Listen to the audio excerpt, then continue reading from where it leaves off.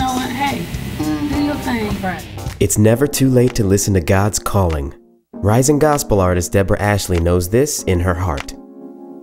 She first heard the call to sing as a little girl. I'm singing everywhere I go, especially when I was young. I used to sing all the time. They used to ask me to be quiet. And she always did like to sing. But her life's journey would not bring her to begin working on her first album, Keep the Faith, until 2002. Debra grew up with her mother, stepfather, brother, and 3 sisters in Fort Walton Beach, Florida. This is home. Their household was filled with the popular music of the day. We listened to everything. I remember Aretha Franklin a lot, Sam Cooke, because that's what my stepfather used to love. He was in a gospel group. And so then you'd hear a lot of that, and when we go around to different churches with him and listen to him sing and stuff. This is the church that I grew up in. Right here, Greater Peace Missionary Baptist Church. Debra married her high school sweetheart Roy and lived in California for several years, working and raising their children. It's just natural about him. He's a good guy. Seems like a good guy. I thank God. In 1993, after the birth of their second child, Debra and Roy returned to Fort Walton, where they started their own business, a roofing company. Oh, look, a blue roof. There you go. And then they came back, started the roofing business here. And Debra began to listen to her calling. Debra's return to Florida was also a return to the church. She joined the choir, awakening her love of song. And this is where the sopranos sit on this side, and the altos sit on that side, and the tenors sit in the middle. And, you know, a choir is a choir, and, you know, working in the Lord's house, it's all the same. Debra was singing again, but it would be another 9 years before she took the next step. After serenading friends and family at a birthday party, she was encouraged to pursue her talent. She sang there, and I think everybody just went berserk.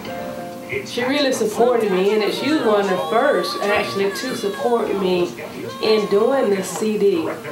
That helped me to go ahead on and do it. With the support of her friends and family, Debra decided she would write and record her own album. Though her experience in music was limited to singing in church choirs, Debra sat down and wrote all but 2 of the 10 tracks on her debut release, Keep the Faith. The Lord laid it on my heart and said, well, you're writing them because you're going to be singing them as well. The song that I wrote to my baby sister, that's one of the most favorite and special songs in my life on there. She really pours out of what she feels and her relationship with God. When she went to that next level in the Lord, I was kind of, you know, there to see all that, and that really was very inspiring. Well, it's real good, but it's kind of, you know, it's kind of sad. You listen at some parts of it, and it's kind of make you want to go into tears. It's got a very strong voice, real rich, and that's an emotional album. Meanwhile, Debra remains committed to her community and looks to the future. She and Roy provide free housing for a homeless shelter in her hometown of Fort Walton, and for the past 3 years has regularly worked on initiatives for the homeless in Jacksonville. We are Fearful One for Me Ministries. We're an outreach ministry in support of women and teenage girls. We actually provide a host of services with domestic violence victims relief, because we are donation funded. So we're supported by different organizations and churches. So she is a true blessing even in that financial aspect as well.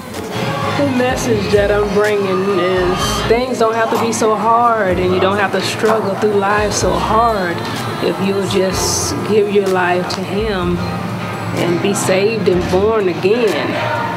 And it's a beautiful thing because He's real. What's next for this busy, burgeoning gospel talent? Debra continues to write and is working on songs for her next album. I finally said I know a big-time recording artist. You know, if the Lord wants you to do something, eventually you'll do it. When He's in control, I feel so blessed because He's chosen me.